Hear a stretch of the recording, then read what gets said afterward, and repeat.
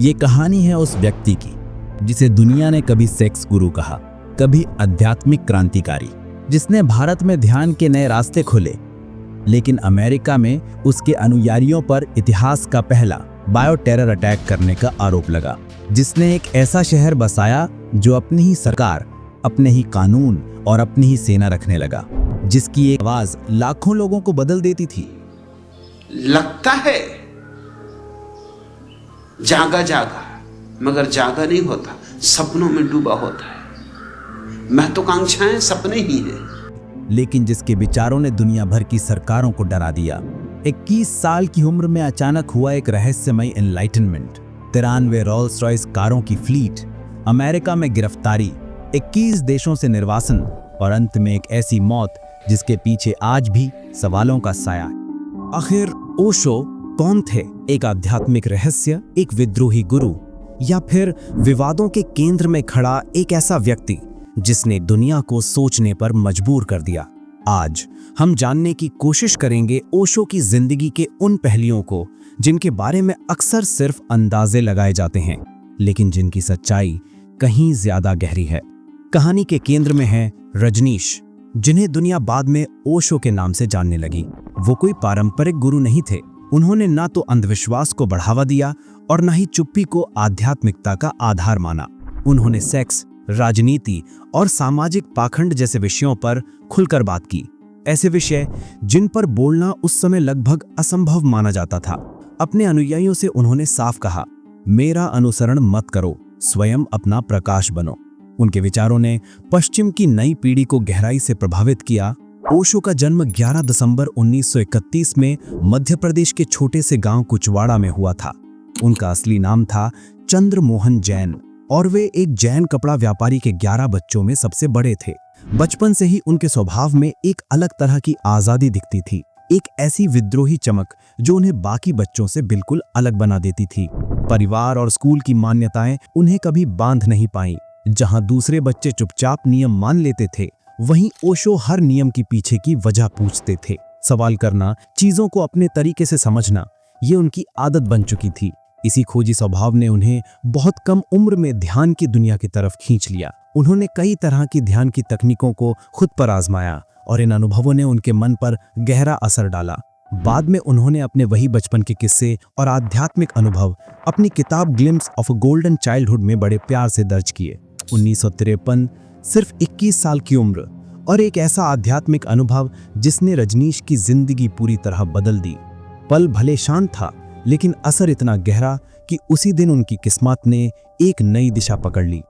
इस बदलाव के बाद उन्होंने सागर विश्वविद्यालय से दर्शन शास्त्र में स्नातकोत्तर किया और फिर रायपुर और जबलपुर में कई वर्षों तक पढ़ाया। लेकिन धीरे धीरे उन्हें एहसास होने लगा कि उनका रास्ता सिर्फ क्लासरूम तक सीमित नहीं है। 1966 में उन्होंने विश्वविद्यालय की नौकरी छोड़ दी। अब वे पूरे भारत में घूमकर अपने विचार, अपने अनुभव और ध्यान की अपनी शैली लोगों तक पहुंचाने लगे।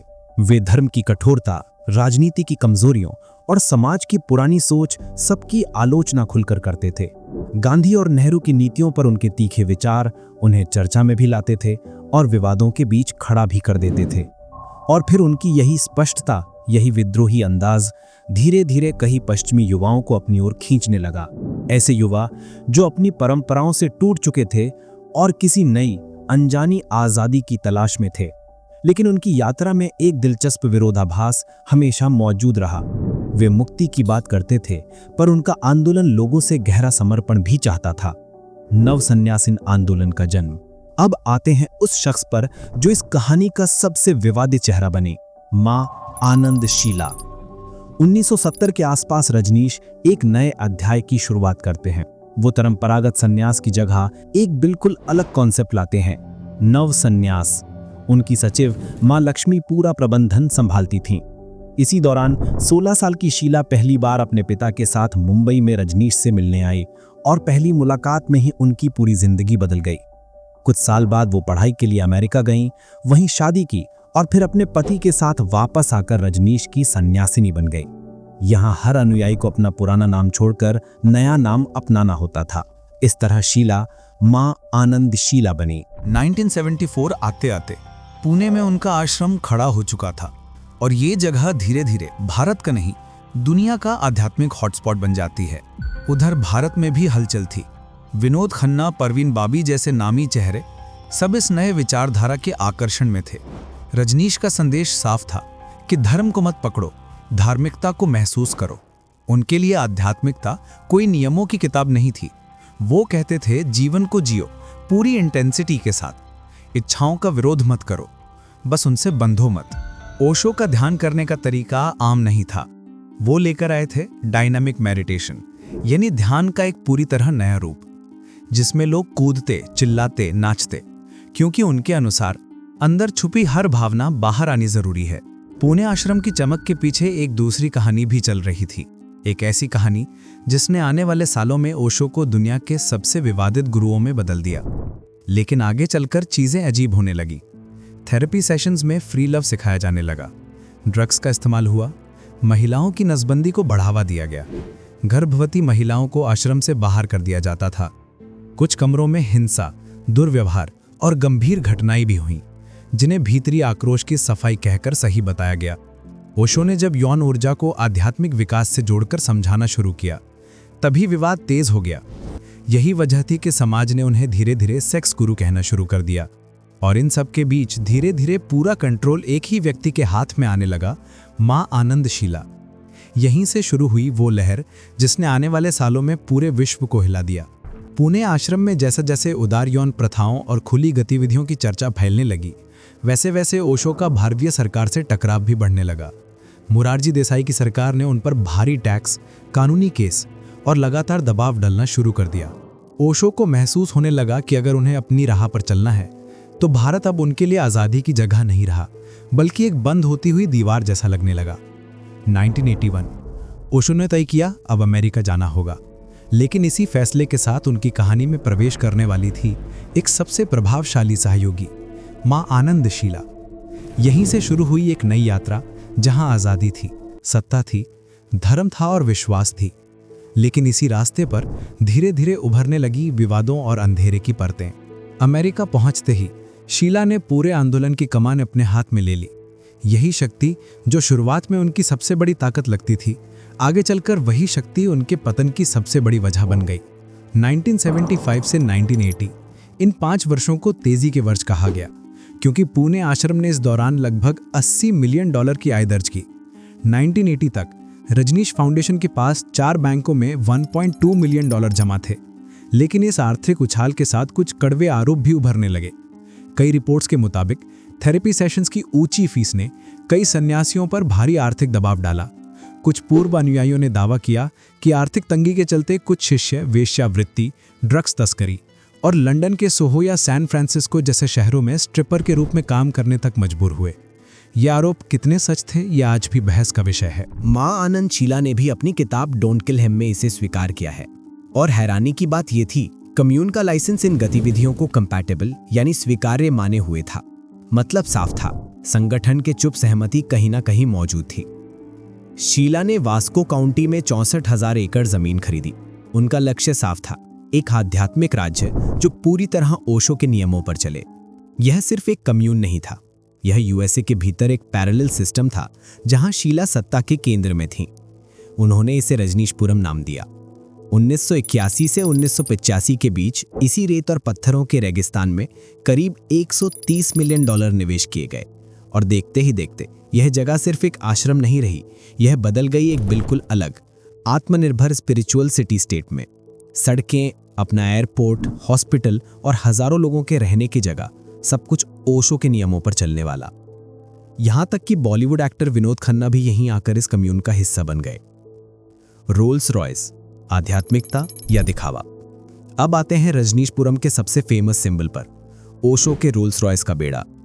विश्व स्तर पर यह सबसे चौंकाने वाली बात बनी कि ओशो के पास 93 से 97 रोल्स रॉयस थीं। संगठन के रिकॉर्ड्स बताते हैं कि सिर्फ इन कारों और महंगी घड़ियों के लिए $25 मिलियन से ज्यादा का दान इकट्ठा किया गया था। हर दिन एक नई रोल्स रॉयस में ओशो का बाहर निकलना, यह दृश्य पूरा वर्ल्ड मीडिया कवर करता था। कई लोगों के लिए यह उनकी जोरबाद बुद्धा फिलॉसफी का प्रदर्शन था, जहां भौतिक और आध्यात्मिक दोनों साथ चलते हैं। लेकिन बहुतों के लिए यह ओशो की गिरती हुई भरोसेमंदी का प्रतीक बन गया। ओरेगन में रजनीशपुरम का तेजी से बढ़ना सीधे आसपास के रूढ़िवादी समुदाय से टकरा गया।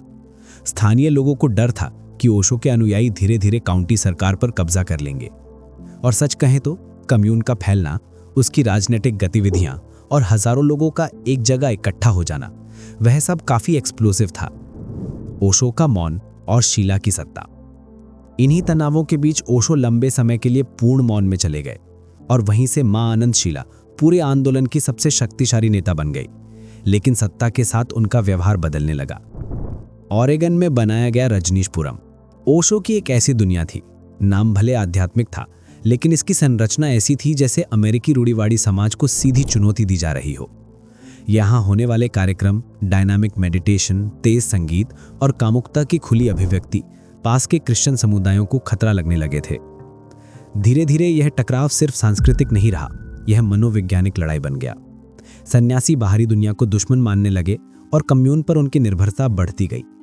जैसे जैसे रजनीशपुरम की आबादी 7000 से ऊपर हुई, एंटीलोप के स्थानीय नागरिक डरने लगे। लोगों ने अपनी जमीनें तक बेचनी शुरू कर दी ताकि इस बढ़ते प्रभाव से बच सकें। 1984 ये वो साल था जिसने पूरी कहानी को मोड़ दिया। स्थानीय चुनावों को प्रभावित करने के लिए कम्यून के नेतृत्व ने एक खतरनाक योजना बनाई। ओरेगन के द डैलस शहर के 10 रेस्टोरेंट्स के सलाद बार में सैल्मोनेला बैक्टीरिया फैलाया गया। इस बायोटेरर हमले में 751 लोग बीमार हुए और 45 अस्पताल पहुंचे। मौत नहीं हुई, लेकिन इसे आज भी अमेरिका का सबसे बड़ा बायोटेरर अटैक माना जाता है। जांच में आगे ये आरोप भी सामने आया कि यह हमला सिर्फ एक ड्राई रन था। असल योजना शहर की जल आपूर्ति को जहर देने की थी ताकि स्थानीय लोग वोट ना डाल पाएं और रजनीश उम्मीदवार चुनाव जीत जाएं। अमेरिका की फेडरल एजेंसीज को डर था कि रजनीशपुरम का यह बढ़ता सैन्य और राजनीतिक प्रभाव कहीं जोन्सटाउन जैसी किसी त्रासदी की तरफ ना ले जाए। जब सच्चाई सामने आई तो ओशो ने मौन तोड़ा और शीला को हर चीज के लिए दोषी ठहराया। शीला और उनके सहयोगी देश छोड़कर भाग गए, लेकिन उन्हें गिरफ्तार कर लिया गया। इस आंतरिक धोखे ने ओशो को बचा लिया क्योंकि अपराधों की जिम्मेदारी पूरी तरह शीला पर आ गई, लेकिन कानून ने उन्हें भी नहीं छोड़ा।